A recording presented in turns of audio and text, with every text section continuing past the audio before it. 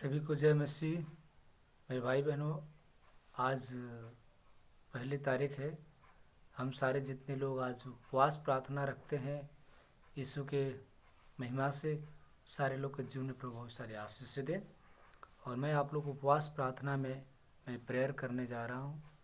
और जहाँ लोग मेरे भाई बहन इस वीडियो को देख रहे हैं, इस वीडियो को ध्यान से देखें और जो मैं वचन बोल रहा हूँ उस वचन के द्वारा उनके जीवन में बहुत सारे परमेश्वर को आशीष दे।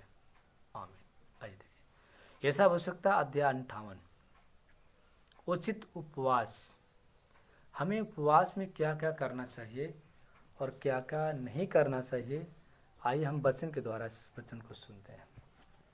प्रभु ने कहा उचित उपवास के दिन हम क्या करें कि प्रभु के वचन पे चले, उसका पालन करें। प्रभु ने दिया है उपवास में, गला खोल कर पुकार, कुछ रख न छोड़, नरसिंहा सा ऊंचा शब्द कर। गला खोल कर पुकारने का मतलब मेरे भाई बहनों यह है कि हम प्रभु की जो स्तुति अपने मुख से खुल के करें। स्तुति करने में हमें कोई कमी नहीं करना चाहिए, आलस नहीं करना चाहिए, और नहीं हमें परमेश्वर की वचन और प्रार्थना में आलस करना चाहिए। गला खोलने का मतलब कि ऊंची आवाज़ ईश्वर की जय जयकार कर। इसलिए प्रभु कहता है कि गला खोल कर पुकार, कुछ न रख छोड़, नरसिंहा सा ऊंचा शब्द कर। मेरी प्रजा को उसका अपराध अर्थात याकूब के घराने का उसका पाप जता दे।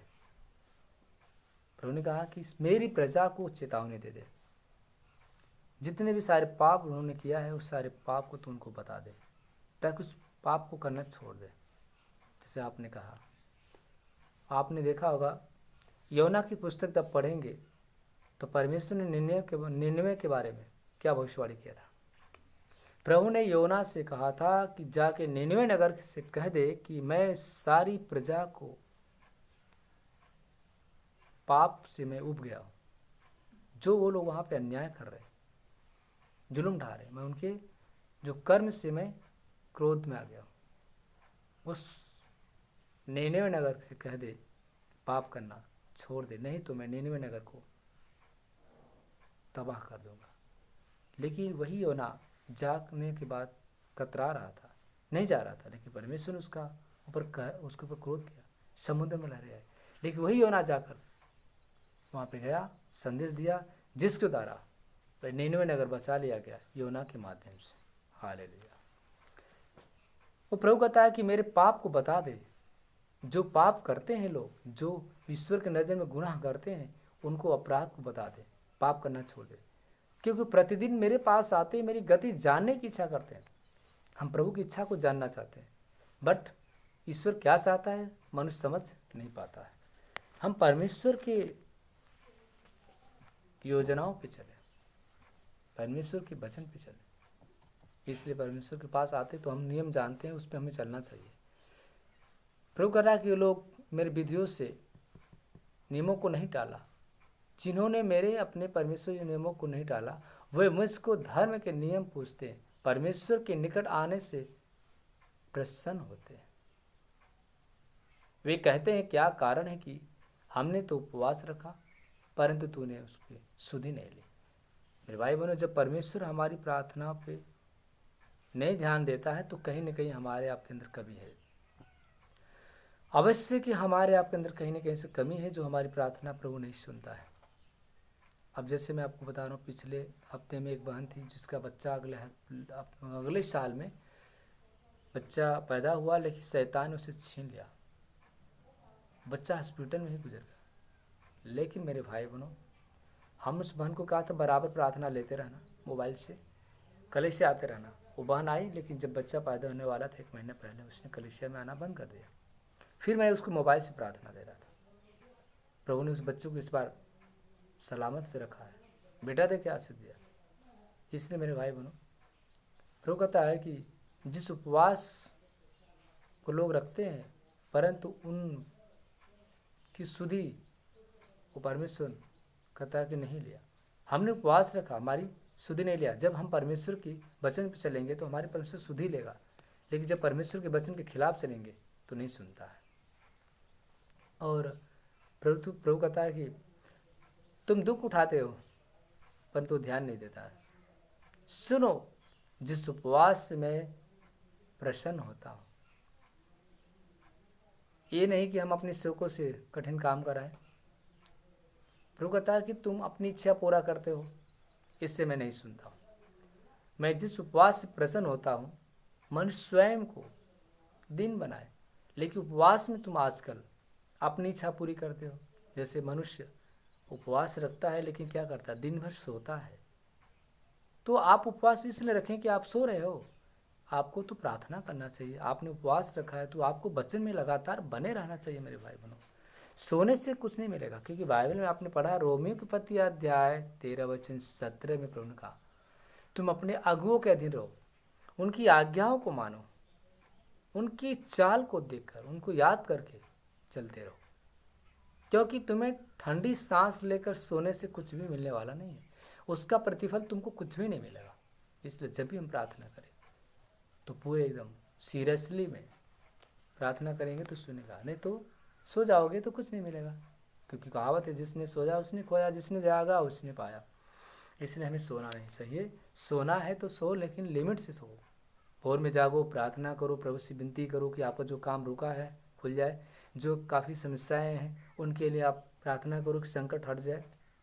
सब कुछ प्रार्थना से होने वाले मेरे भाई बहन, सोने से नहीं। आप उपवास रखे हैं, आप प्रार्थना कर रहे हो, प्रभु आपकी नहीं सुन रहा, तो इसका मतलब है कि आपके अंदर कहीं न कहीं से कमी है। उस कमी को दूर कर दो। हालेलुया। प्रभु कहता है कि आजकल तुम उपवास रखते हो, इससे तुम्हारी प्रार्थना ऊपर नहीं सुनाई जाती है, क्योंकि तुम अपनी इच्छा पूरी करते हो, अपने सेवकों से कठिन काम कराते हो, आपस में तो लड़ते हो, झगड़ते हो, दुष्ट बातें बोलते हो, घूसे मारते हो। इस उपवास से मैं नहीं प्रसन्न होता हूँ। लेकिन अगर आप उपवास रखते हैं तो स्वयं को दीन करें। अब मनुष्य अपने को स्वयं दीन बनाए। अब प्रभु कहता है कि तुम्हारी प्रार्थना पर सुनाई जाएगी, अर्थात मनुष्य अपने को दीन बनाए। क्या तुम इस प्रकार करते हो? सिर को झाड़ू के समान, जैसे हम अपने सिर को हमेशा प्रभु के सामने दंडवत करें, हम प्रभु के सामने अपने सिर को झुकाएं, सिर को झाड़ू के सामने झुकाए समान, टाट बिछाना, त्रिपाल बिछाना, मतलब हम परमेश्वर के सामने बैठकर दीनहीन बन के प्रार्थना करें। क्योंकि जिस उपवास से यहोवा प्रसन्न होता है, मनुष्य अपने को स्वयं दीन करे, और जितने लोग अन्याय से बनाए हुए दास जो है, उनको जो दुख सह रहे हैं, उनको दुआ करके उनको छुटकारा देना है, उन्हें छुड़ा लेना है। आपकी प्रार्थना में पावर होगा तो भाई जो बहन बीमार हैं वो चंगे हो जाएंगे। हालेलुया। धन्यवाद प्रभु यीशु, धन्यवाद परमपिता परमेश्वर। जो भाई जो बहन है प्रार्थना के माध्यम से चंगे हो जाएंगे। इसलिए मेरे भाई बहनों, हम प्रार्थना से लोगों को बीमारी से आज़ाद कर सकते हैं। फिर प्रभु यहाँ पे वचन में कहता है कि दुआ करके छुड़ा लो, अंधेर सहने वाले को दुआ तोड़कर उनको छुड़ा लो। और प्रभु कहता है कि क्या यह नहीं कि टुकड़े टुकड़े, जुआ को टुकड़े टुकड़े जो है शैतान की शक्ति से छुटकारा देगा। हमें शैतान की शक्तियों से क्या करना है? बचना है। प्रभु कहता है कि मनुष्य स्वयं को दिन करे, प्रार्थना करे, भूखों को रोटी खिलाए, जो बेघर है उनको अपने घर ले आए, उनकी सुधि लिया करो। क्योंकि अपने जाति भाई से अपने को न छिपाना, अनाथों को, मारे मारे फिरते हो को अपने घर ले आना, किसी को नंगा देकर वस्त्र पहनाना, अपने जाति भाइयों से अपने को न छिपाना, तब तेरा प्रकाश पाओ फटते चमकेगा, तो शीघ्र चंगा हो जाएगा, तो शीघ्र चंगा हो जाएगा। हालेलुया। धन्यवाद प्रभु यीशु, धन्यवाद परमपिता परमेश्वर। इसलिए मेरे भाई बहनों, तब तुम पुकारोगे, मैं तुम्हारा सुनूंगा। हालेलुया। इसलिए हम परमेश्वर की शरण में आते हैं। तो उपवास का मतलब यह है कि स्वयं दिन करे, भूखों को भोजन कराए, नग्नों को वस्त्र पहनाए, जो कंगाल उनकी सुधि ले, बीमारी वाले को दुआ करके उन्हें छुटकारा दिला दे।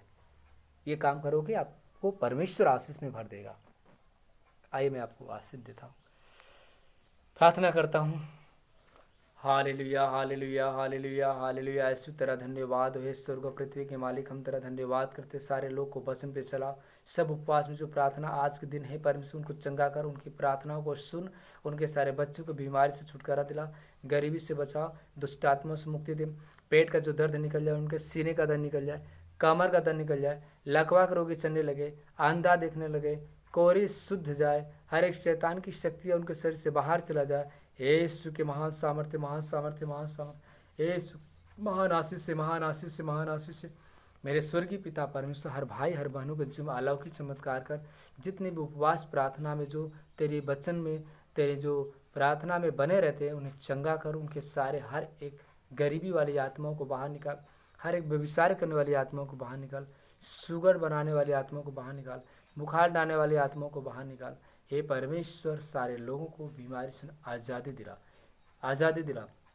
आज आज आज प्रभु मुझे बता रहा कि 4 बहनें हैं जो कमर के दर्द से परेशान है, 4 बहनें जो कमर के दर्द से परेशान है। इस समय वो वीडियो हमारी देख रही है यहाँ पे। अब प्रभु इसी घड़ी उनको कमर के दर्द से उन्हें छुटकारा दे रहा है। इसी घड़ी यीशु मसीह से कमर के दर्द से छुटकारा दिला है। हे परमेश्वर, अपनी शामत द्वारा उस बहन के कमर को छू, उन्हें चंगा कर, चंगा कर। अपने घायल हाथों द्वारा उन्हें छू, उन्हें चंगा कर। धन्यवाद पवित्र आत्मा, धन्यवाद प्रभु यीशु।